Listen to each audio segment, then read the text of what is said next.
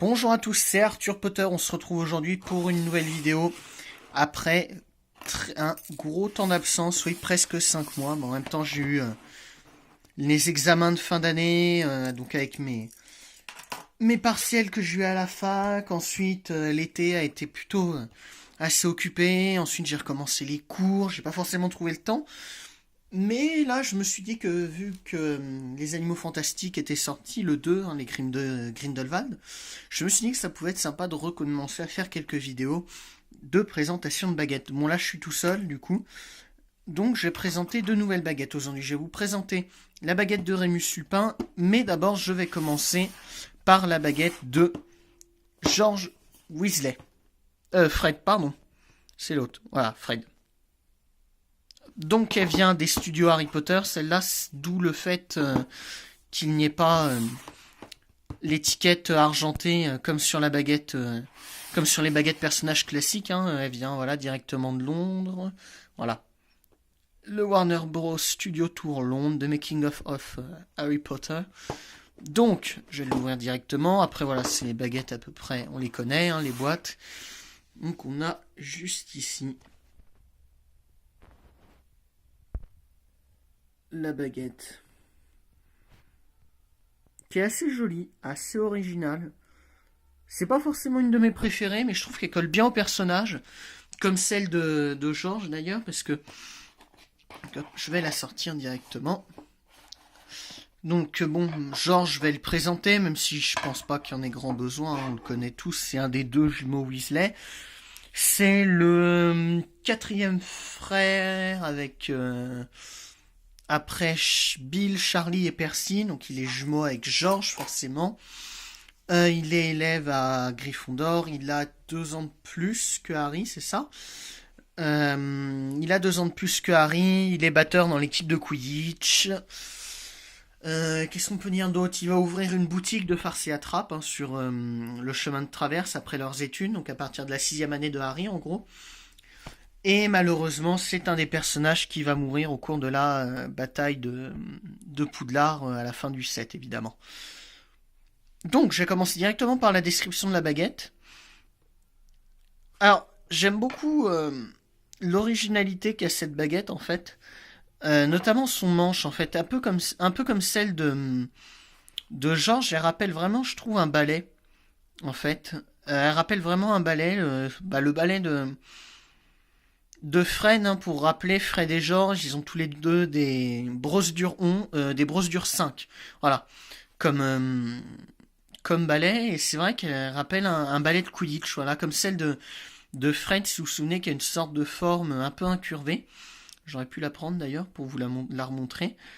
Donc on commence ici avec le manche. Donc le manche, on dirait donc soit les poils du balai qui est à l'arrière, ou bien une pomme de pin. Une pomme de pin qui serait ouverte du coup, vous voyez, avec ces espèces de petits pics en bois là qui ressortent et qui sont de plus en plus gros plus on est à l'arrière du manche. Voilà, ça c'est l'arrière du manche. Voilà, bon, il n'y a rien d'extraordinaire. Ensuite, on continue là ici avec des traits qui sont. C'est dommage, j'ai vraiment cru qu'ils étaient creusés en fait. J'ai vraiment cru qu'ils étaient creusés. Sauf que bah non, en fait, c'est juste la peinture un peu plus noire qui fait un peu les creusures. Là, on a comme des les bouts dans les troncs d'arbres, vous savez, il y a des bouts comme ça de bois qui ressortent un petit peu sur les côtés. Et ça rappelle cet aspect-là, très rustique qu'à la famille Weasley, quoi. C'est pas une famille riche, donc leurs baguettes, elles sont pas forcément très marquées par la noblesse en fait de la famille, contrairement au Malfoy par exemple. Là, on a la baguette de Narcissa qui est extrêmement bien décorée, et celle de Lucius avec sa canne baguette à tête de serpent. Même celle de Malfoy qui fait simple fait quand même noble, très noble, raffinée. Alors que à contrario, celles des Weasley font tous, à part celle de Ginny, elles font tous voilà très rustiques quoi. On sent que c'est une famille vraiment à l'ancienne en fait. Donc ensuite les couleurs de la baguette, on a donc du brun, un mélange de brun avec aussi du noir, des traits noirs un peu partout, vous voyez, qui vont sur tout le long de la baguette comme ça. Je trouve ça vraiment vraiment sympa. Voilà, ça va jusqu'au bout, le bout qui est carré, évidemment.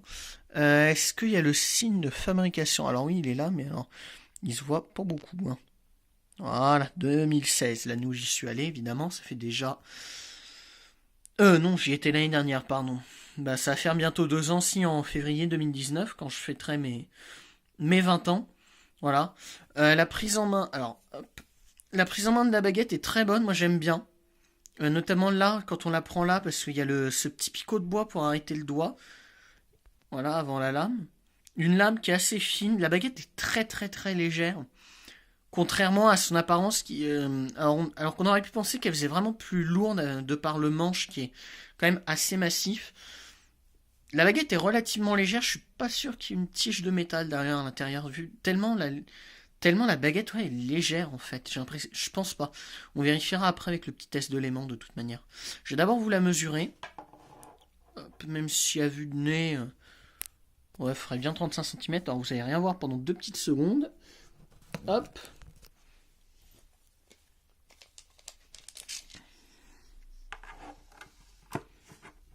Voilà, la baguette fait... Hop. La baguette fait 33 cm et demi. Donc c'est un petit peu plus petit que les baguettes normalement. Les baguettes, vu que les baguettes en général font 35 cm, les copines baguettes. Donc bon, moi j'aime bien. Alors on va vérifier l'aimant. Ah, eh ben je me suis gouré, il y a une tige en métal quand même. Ouais, je pensais pas. Je pensais pas. Voilà. Donc c'est une très bonne baguette. Moi j'aime. Je suis content de l'avoir dans ma collection parce que j'ai bientôt toutes les baguettes des Weasley. Il me manque juste la baguette d'Arthur et celle de Bill. Voilà. Donc j'ai bientôt toutes les baguettes. On va passer maintenant à une autre baguette. C'est la baguette de Rémus Lupin. Alors, une boîte verte très très flashy.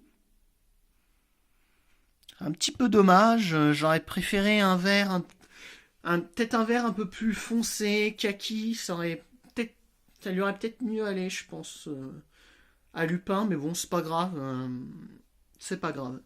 Donc on a ici le signe des baguettes personnages. Voilà. Là, il n'y a pas les étiquettes forcément, vu que c'est pas des baguettes Ollivanders.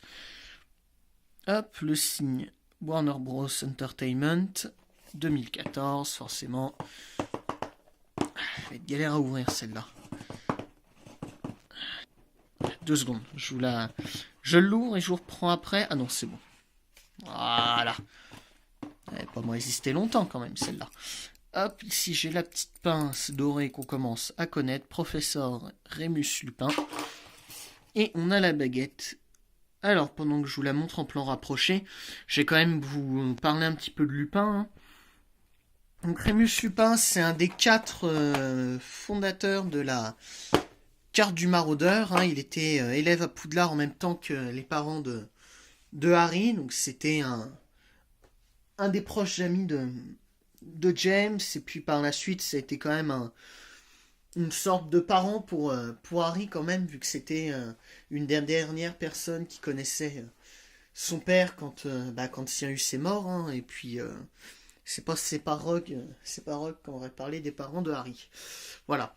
Donc il est professeur en 3e année, lors de la 3e année de Harry, il est professeur de défense contre les forces du mal. C'est le meilleur professeur que Harry ait eu, hein, d'ailleurs, en défense contre les forces du mal.